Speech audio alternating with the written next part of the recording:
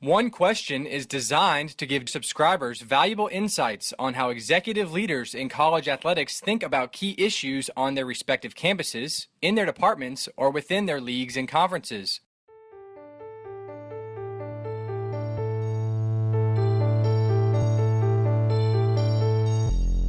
Greetings, this is Ty Brown, and welcome to One Question, where we highlight executive leaders in college athletics. Our guest today is Beth Goetz. Beth is the Director of Athletics at Ball State University. Greetings, Beth. Thanks for joining us today. Yeah, appreciate you having me. Now, Beth, you took over the chair there at Ball State in June of 2018, so we're a little over a year on the job. You've been in college athletics somewhere between 20 and 25 years, including your time as a soccer coach, as a player, moved over into administration. And so what I want to talk to you about is when you got there at Ball State, most of the people there had been there for a while, and the deputy AD was Coach Pat Quinn. He baseball coach for a while and worked in administration for a while. I think he was maybe the winningest baseball coach there at Ball State, and I think he was probably looking at retiring, right? And so you had to think about your plan for replacing him as the deputy athletics director. Tell me about that mindset when you came on last year and over the year as he got closer and closer to retirement.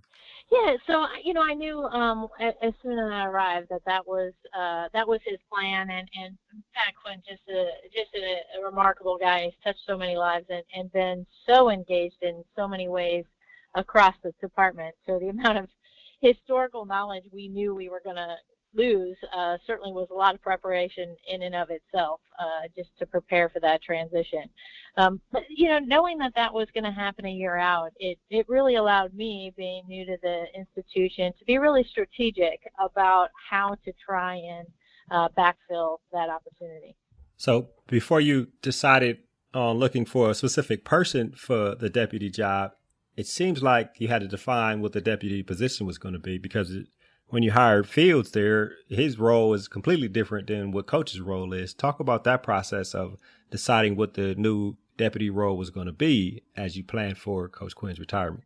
Yeah, and you just hit the nail on the head. I mean, before I even got to a point where I was starting to think about the individual, that was the first part of the assessment is, really taking a look overall at the department and doing an assessment of where our gaps were in terms of providing that level of administrative support.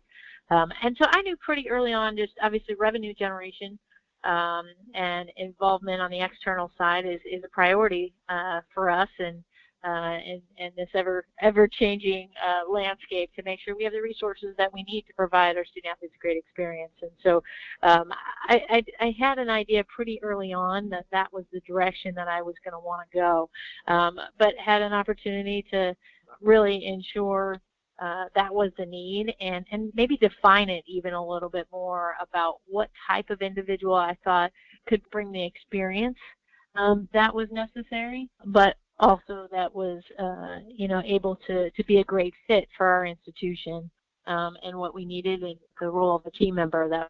How do you do that? I mean, like, did you talk to the president? This is where I'm thinking. What do you suggest?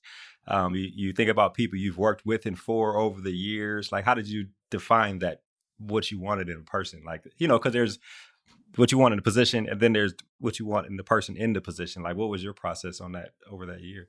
Sure.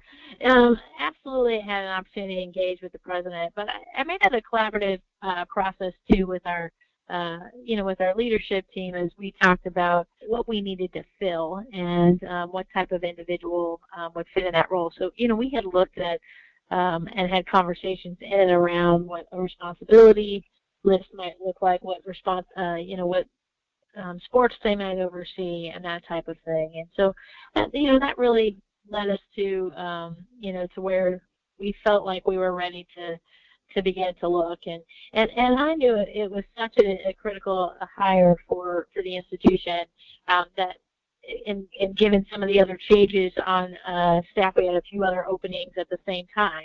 I wanted to make sure we could do this really thoroughly and have a good reach. And so I actually brought on Ventura Partners and had a lot of help with Chad Chatlos, and that was a critical piece for allowing us to ultimately secure and find Haven Fields, who I just could be more thrilled about that we have him on our staff now.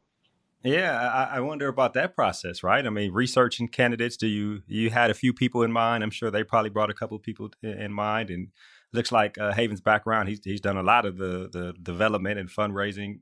Tell me about the research that you did on your own individually. Even with the staff or with you mentioned Ventura Partners and Chad Chadlos. Yeah, I mean, I think going in, we all have connections in the industry, and so, for a year, really, knowing that external focus, wanting to have somebody that had fundraising experience, had hands-on fundraising experience at a high level, you're starting to talk to a lot of folks about who that might be and what that might look like, and so some of that happened, throughout the year and through conversations, and then, early conversations with Chad, you're sharing some names, and they're also sharing names and ideas back with you, and it gives you a chance to learn a little bit more about them, talk to people that know them, and then they do a lot of the heavy lifting, finding out who is of those folks. Once you've started to think about that, who is interested, who might be have interest in the position that you have open.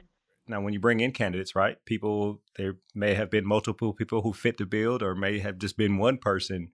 The filtering process, right, you and your leadership staff, for somebody in a position that you've hired, like the deputy, and then they're over development, like that's a very important position. Is that a very intense interviewing process that you helped design, or that process there? Tell me about how that worked.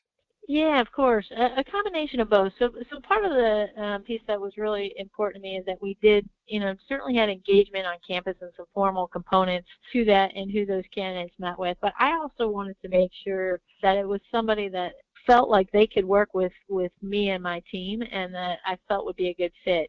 So we tried to, there were parts of it that were formal, and we had some really great candidates, and parts, though, that we did in a little less formal setting, so we could have a chance to really make sure that we thought we would, be able to be a good fit with each other. With the guard down, right? Not just necessarily in a formal environment. That's right. That's right. Yeah. If you don't mind me asking, what did he do, Haven, in addition to his body of work during the interview process? Whether it was multiple times, one interview, what really impressed you that he was the person for a role such as Deputy Athletic Director? The one thing that you got to feel for immediately was his ability to build a relationship. He's a very intentional in his engagement, and not just in the interview setting, but also in the follow-up before and after the conversations that we had. And that if it gave you a picture of how he would interact with coaches, with student athletes, and certainly with donors as well. So that piece, I think, was really telling immediately. There was just a comfort level that that I had, that he was going to be able to do that type of work and be a really good fit. We needed somebody that was going to be genuine and willing to dive in and understood what we needed, but was open and creative and wanted to really jump with us. And that's important beyond interview. That's important for, I guess, across the board in the industry, right? If somebody's listening is thinking about going into an interview, if people feel like they can be comfortable with you and feel like you can carry yourself as a professional and develop relationships with the constituency that you will be engaging with, that's always a benefit in an interview. Right. Absolutely. And then as a candidate. Yeah.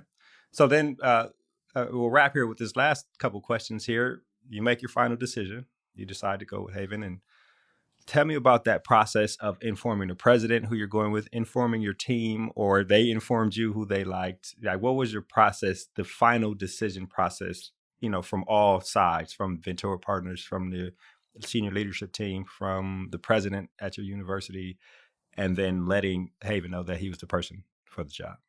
So, we certainly collected feedback from everyone, and he, Haven spent time with our president and with our development staff, and on campus, which the foundation is managed outside of athletics for us. And so, we asked for feedback from all of those groups, and then it was, that's the time you're really evaluating. And like I said, we had a great pool, but certainly knew early on that he checked a lot of those boxes. And so in some ways it was a little, more of a confirmation of that in that final interview and evaluation.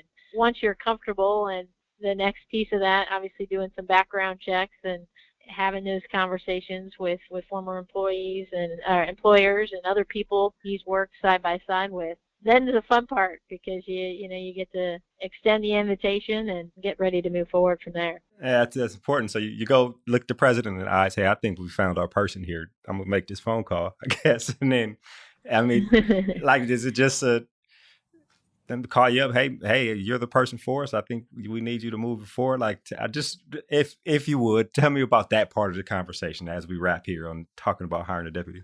Yeah, I do think it's important all the time that certainly it's not just that they're interviewing for you. We're also selling Ball State and the vision that we have for the program. And so, that's an ongoing piece. So by the time you're actually extending the offer, hopefully you've done a good job of recruiting the candidate as well. And so, after you've checked your boxes and know that your president is going to be comfortable with the direction that you're going, then it's a conversation to explain to Haven that, hey, look, I want you to join the team and know what we can do together to help, continue to move the program forward, and outlining what that might look like and why we feel like he's the best fit and what he can bring to the table. And then, and then there's the moment where you're just hoping you're going to get the answer that you want on the other end. So, I think most of the time these things go well enough that you're hope that where it's going to land when you make that final offer. Well, Beth, this has been a very informative conversation in terms of the whole process of identifying and hiring a candidate for the Deputy Athletics Director position. I really appreciate you joining us here on One Question. Thanks for having me. That was Beth Goetz. She is the Director of Athletics at Ball State University. And of course, this is Ty Brown with One Question. And keep in mind, the role of a leader is to create and maintain an environment that people want to be a part of. And as always, be better tomorrow than you are today.